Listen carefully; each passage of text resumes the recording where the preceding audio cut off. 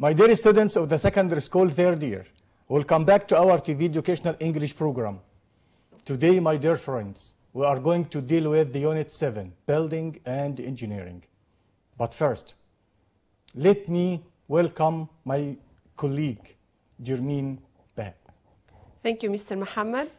My dear students, welcome to a new episode of the English program where we promise to deal with new vocabulary and new and more exercises.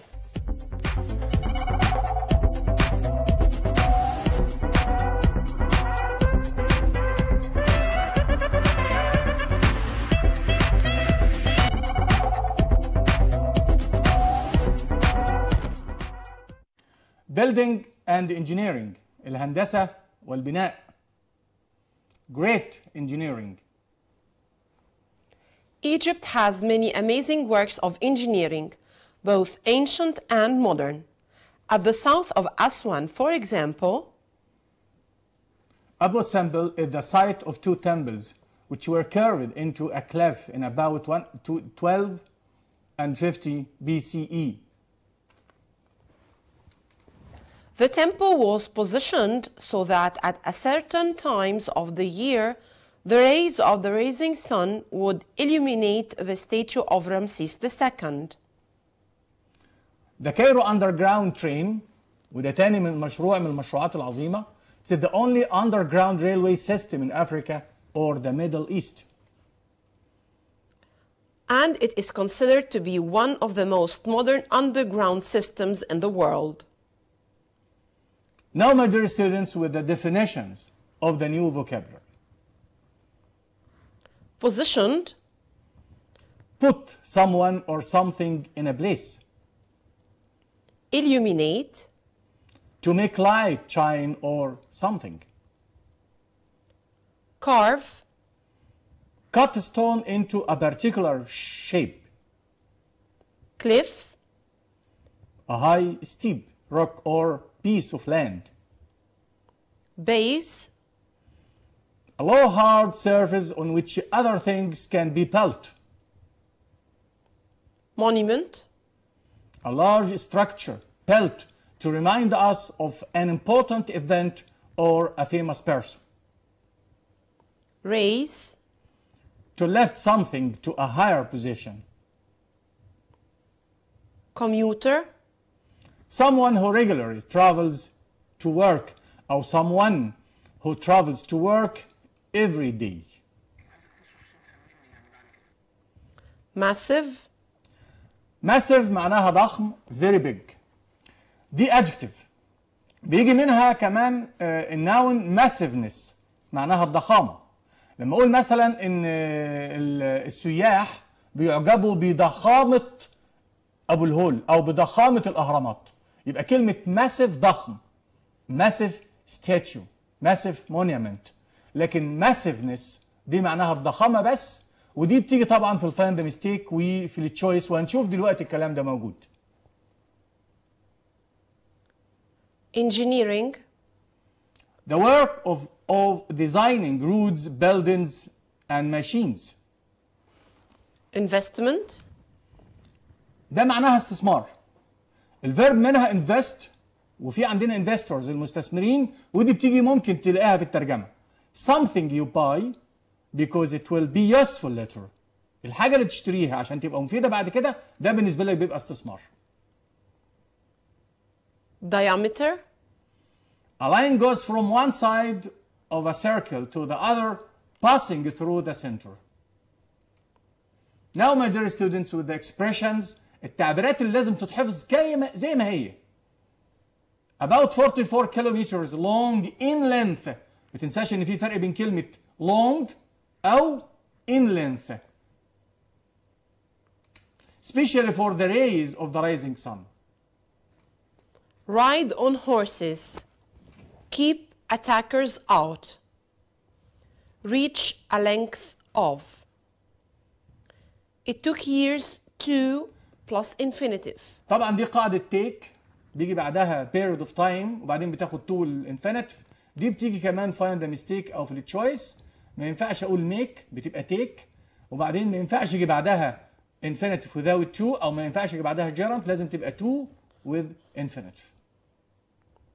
BCE, before the common era. An amazing combination of take the underground. يعني انا لما اكون هاخد المترو، يعني هركب المترو، يعني بتبقى take the underground. Historical monuments make Cairo more attractive. A massive drilling machine، آلة حفر عملاقة، دي اللي ساعدتنا على نعمل الأنفاق. These were raised over. Language notes. Work on, work for, work as plus the job. Work on معناها يعمل على تطوير مشروع. Work for يعمل لدى. Work as بيجي بعدها اسم الوظيفة. Work on يعمل على تطوير مشروع. لما أقول مثلا أنا كمدرس بقول I work on teaching English. طب I work for the Ministry of Education. I work for the Ministry of Education. I work as a teacher. طب أنا عندي I work with Mr. فلان مس فلانة. يبقى الحرف الجر اللي بيجي ده طبعا بيغير في المعنى مع كلمة work، ودي اتكلمنا فيها في سنة تانية واتكلمنا فيها برضه في الوحدة الأولى. Work for. My father works on Cairo Metro project. Work as plus the job. Ahmed used to work for United Mining Company. Ahmed used to work as a mining engineer.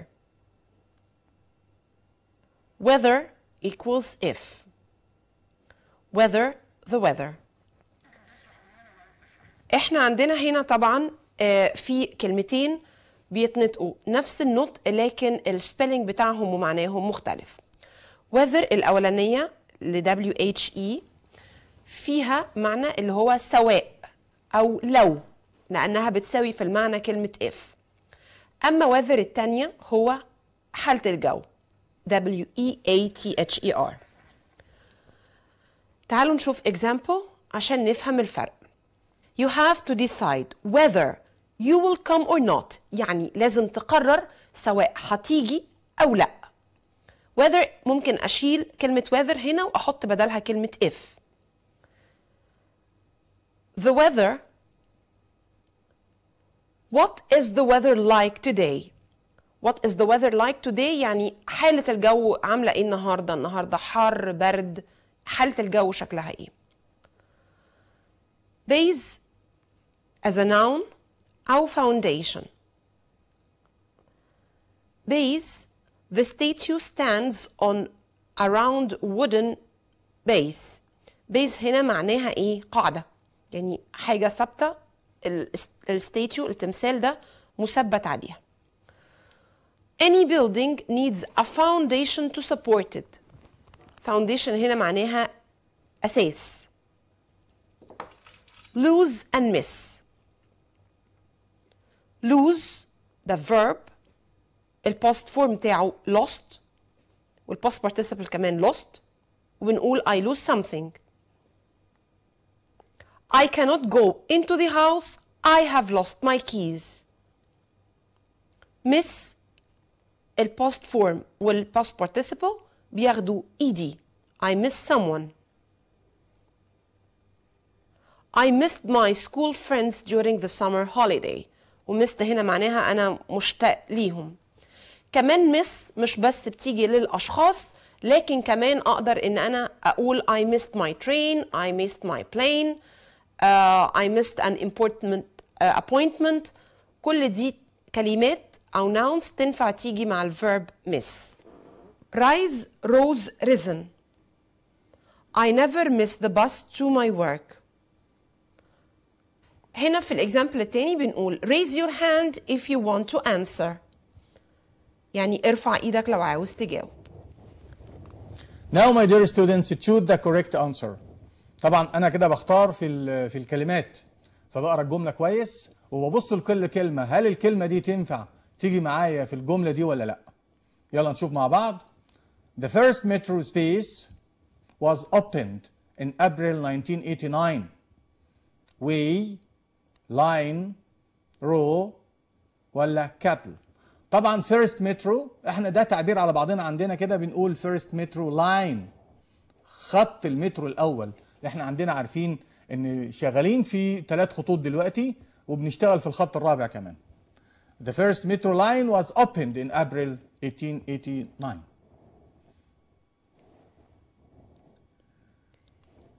He space the Cairo metro with those in London and Paris.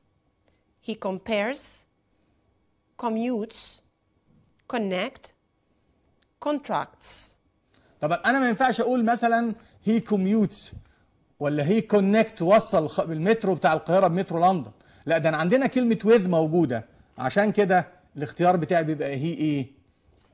He compares، يعني قارن بين الخطين. The Great Wall is the longest space built by men. Structure, mountain, skyscraper ولا monument. The right answer is structure. طبعا الفرق في المعنى بين الأربع كلمات واضح. Structure هو البناء، mountain جبل، skyscraper اللي هي ناطحة السحاب، وmonument هي الآثار. يعني جريت وول اوف تشاينا، سور الصين العظيم، مش اطول اثر، لا ده هو كمان اطول بناء سواء كان اثر او مش اثر، بس اطول لونجست مش تولست. طبعا عارفين لونجست بتختلف عن كلمه تولست، هو اطول سور 360,000 كيلومتر. The Great Wall is the longest structure built by men. It was space that Egypt should lose an important monument. Unthinkable, amazing, absolutely, acceptable. لما نقول طبعا it was ايه ان مصر تفقد واحد من اهم، لما بنوا السد العالي في الحالة دي معبد ابو سمبل ممكن كان تغمره المياه، فلازم اليونسكو يتفق انه ينقل المعبد من مكانه لمكان تاني، فكان it was ايه؟ unthinkable، شيء غير معقول ان مصر كان ممكن تفقد او العالم كله ممكن يفقد اثر هام زي الاثر ده. كده يا مستر محمد احنا لازم كمان نلاحظ انه لما زودنا ABLE على نهاية الكلمة وحطينا كمان on، كده حولنا الفيرب think ل adjective. خلينا ال on ادت negative، اما ال ABLE حول verb think ل adjective thinkable. ده اللي احنا بنقول عليه السفكسز والبريفكسز بالظبط. لان طبعا انتوا عندكم حتى في الوحده الثالثه موجود عندكم السفكس والبريفكس، الحروف اللي بتيجي في اول الكلام، الحروف اللي بتيجي في اول الكلام on this، الحروف مس، الحروف دي بنقول عليها ايه؟ بريفكس. لكن الحروف اللي بتيجي في اخر الكلام عشان تغير زي كلمه ايبل، فدي من الحروف اللي معناها اللي بتيجي برضه بتغير الكلمه وبتديني another meaning. لما بتغيروا الفيرب من noun لادجكتيف، لما بتغيروا الفيرب من adjective لnoun. unthinkable. The work of Abu Simbel is an amazing space of ancient and modern engineering, mix, unity, combination, collection. The right answer is combination. هو مزيج من القديم والحديث. The wall space a length of 6.400 kilometers. Arrive, got, reached, extend. The right answer is reached. reached معناها هنا قد يصل إلى. طب أنا لما جبنا ريتش لأن هي ما فيش فيها حرف جر، لكن أنا عندي كل ده معناها يصل، يعني عندنا كلمة arrive معناها يصل، كلمة arrive معناها يصل، بس لما يجي بعدها اسم يبقى إما أقول arrive in أو arrive at. arrive in بيجي بعدها اسم مدينة، اسم دولة، اسم مكان كبير، لكن arrive at بيجي بعدها مكان عام زي arrive at school، arrive at Cairo airport. لكن كلمة got بتاخد معاها to، يبقى arrive بتيجي معاها حرفين جر، got بتاخد to، لكن reach without preposition. حد هيقول لي طب ما في الوحدة الأولى في حاجة اسمها reach for the stars، جت كلمة reach for، لا ده expression معناها الوصول للنجوم أو تحدي المستحيل. في الاكسبريشنز بنخرج عن القواعد بتاعتنا، بناخدها as it is. يلا نشوف بقية الاختيارات بتاعتنا. If you want to ask the teacher a question, your hand. Rise, move, lift, raise. Of course it's raise your hand ولسه شارحين الفرق بين rise و raise. عشان جاي بعدها object فبتبقى كلمة raise.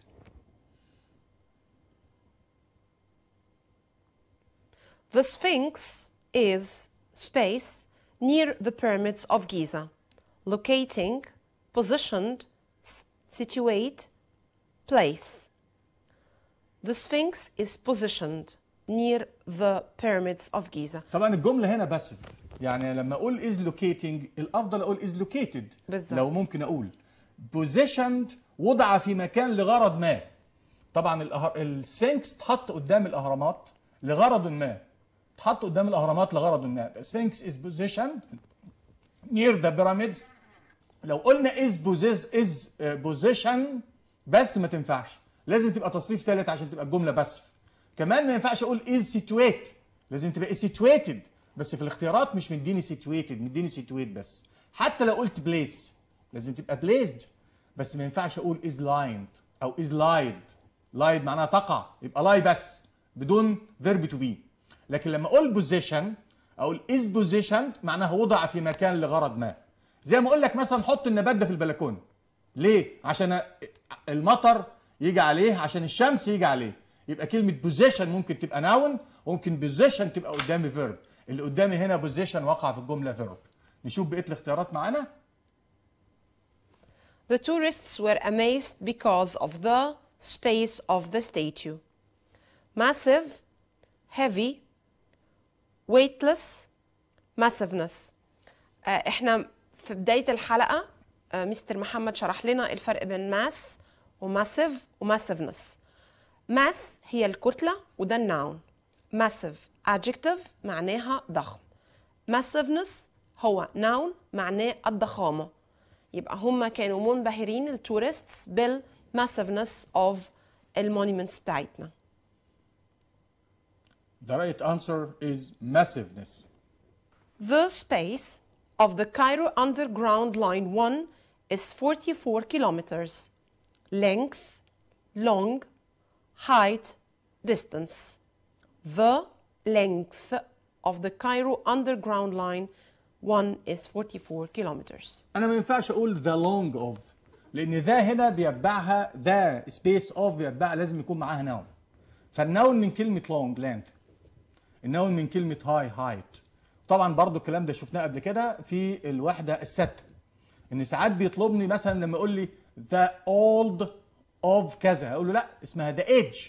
ليه؟ لأن the space of بنحط في النص النون اللي جاي من الادجكتيف اللي قدامي. فعندنا هنا ممكن تيجي السؤال ده يجي find the mistake، يقول لي the long of the Cairo metro. لا هي الصح اقول ايه؟ the length of. Find the mistake in each of the sentences then write them correctly. لازم الاول ادور على الغلطه وبعد كده اكتب الصح بتاعها واقرا الجمله كويس قوي. ممكن تبقى الغلطه بتاعتي ممكن تبقى كلمات، ممكن تبقى grammar، ممكن تبقى expression، ممكن تبقى proposition. لازم تشوف المعنى ماشي معاك ولا لا. لقيت المعنى ماشي في العربي معاك في الترجمه خلاص دور بقى على الغلطه، ممكن تبقى في السبيلنج كمان. يلا نشوف مع بعض كده. The artist curved the sculpture from a massive piece of stone. The artist carved the sculpture from a massive piece of stone.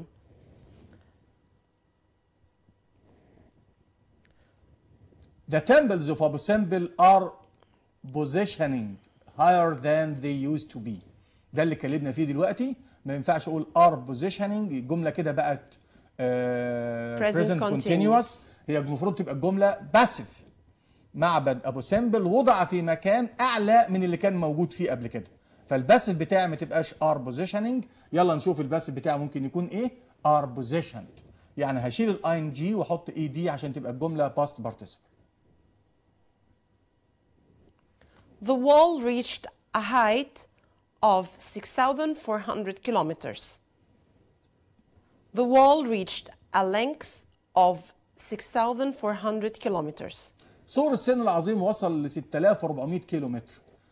طول مش ارتفاع. طبعا ما ينفعش يوصل لارتفاع، ارتفاع احنا خدنا في الوحده الاولى ان الارتفاع بتاع الفضاء بيوصل ل 160 كيلو متر، لكن 6400 كيلو مترز يبقى ده طول مش الارتفاع بتاعه. هنا يا مستر محمد بالرغم ان الخطا انه بالرغم ان الكلمه هايت ولينث الاثنين ناونز، لكن المعنى هنا اختلف تماما بين الهايت وبين اللينث، فممكن كمان تبقى الجمله فيها كومن سنس، فيها شويه تفكير، هو ممكن المعنى يكون مختلف بالرغم ان الكلمه نوعها صح في الجمله لكن معناها غلط. وده اللي بنقول عليه كمان ان الطلبه لازم يقروا التكست، الطلبه لازم يقروا التكست. ليه؟ لان المعلومه دي موجوده في التكست عندنا فلازم نقراها. بقى لو الطالب حفظ التكست منه بيحفظ موضوع تعبير عن building and engineering، الاولد building and engineering، وممكن في الموضوع بتاع المترو يتكلم في المودرن building and engineering، وكمان لما بيحفظ التكست بيحفظ الجمله نفسها. الجمله نفسها بيحفظ الجراماتيكال ايتمز اللي فيها وبيحفظ الفوكاب بتاعها، حتى بيحفظ البروبوزيشن. المعلومه دي ما ينفعش تجيبها الا من التكست بس. يلا نشوف جمله ثانيه. The rays of the rising sun would appear the statues of Ramses II. The rays of the rising sun would illuminate the statues of Ramses II. The mass statues were cut into pieces. طبعا كلمة statues هنا معناها تماثيل، وعايزة في الجملة اللي قبلها ما تبقاش اسم، عايزة adjective. بالظبط. الادجكتيف بتاع كلمة mass تبقى ايه؟ يلا نشوف كده. massive ده اللي قلناه دلوقتي. The massive statues were cut into pieces.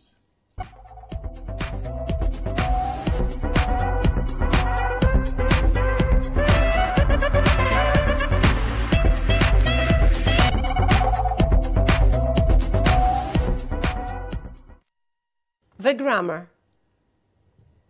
Modal verbs. He buys a new car every year. He must be rich. الموديل فيربس بتاعنا احنا عندنا must be وعندنا can't be وعندنا may be او might be. must be معناها اكيد في البريزنت، وcan't be معناها استحالة في البريزنت. may وmight be معناها احتمال في البريزنت. طب تعالى لما نجيب الباست بتاعها مش هتبقى be، هتبقى have been. يبقى must have been اكيد بس في الباست، can't have been استحالة بس في الباست. يبقى معنى كده ان كلمة must نفيها هنا can't. يلا نشوف مع بعض كده. لما شفنا must be دي في البريزنت، اللي بيشتري عربية جديدة كل سنة he must be rich. طب تعالى لما نقول He wears fashionable clothes to work every day. ده استحالة يكون ايه؟ He can't be poor. He can't be poor طبعا. نشوف الباست بتاع الموديل فيربس. Must have plus past participle. Can't have plus past participle. Might have plus past participle. Must have plus past participle. A good reason for thinking something in the past is true. The front door is broken. Someone must have broken into the house. يقول لك انت مثلا شفت you see a lot of people are holding their umbrella. What do you say؟ تقول ايه؟ انا مش هقول بس ان الناس شايله امبريلا، ده كده غلط. يبقى انت او يقول لي deduce استنتج، فبستنتج طبعا ان ممكن يكون ايه؟ it must be rainy. اكيد الدنيا بتمطر. يبقى انا لما بقول استنتج اعمل deduce، يبقى معنى كده انك بتستنتج يعني، فلازم تجيب must be او must can't may او me، وشوف الزمن بتاعها هل في البريزنت ولا هل في الباست. ما تنساش ان في كمان deduction في الباسيف فويس هنشوفه حالا. يلا معايا شوف كده. Can't have plus past participle. A good reason for thinking something in the past is not true. Akram is a brilliant student. He can't have made such a silly mistake. ده السبب ان اكرم can't have made such a silly mistake ان اكرم is a brilliant student. اكرم طالب حد الذكاء، ما ينفعش يكون عمل الغلطه دي.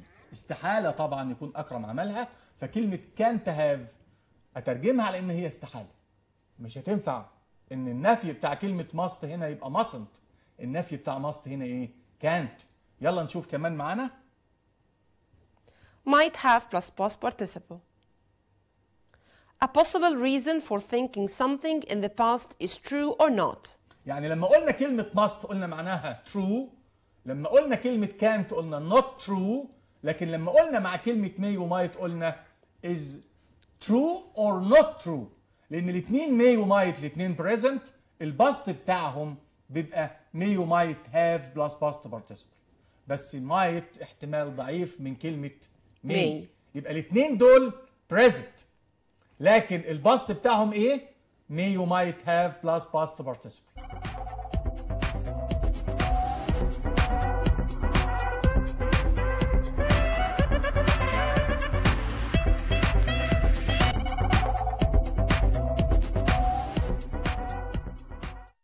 Now, my dear students, we come to the end of this episode for today.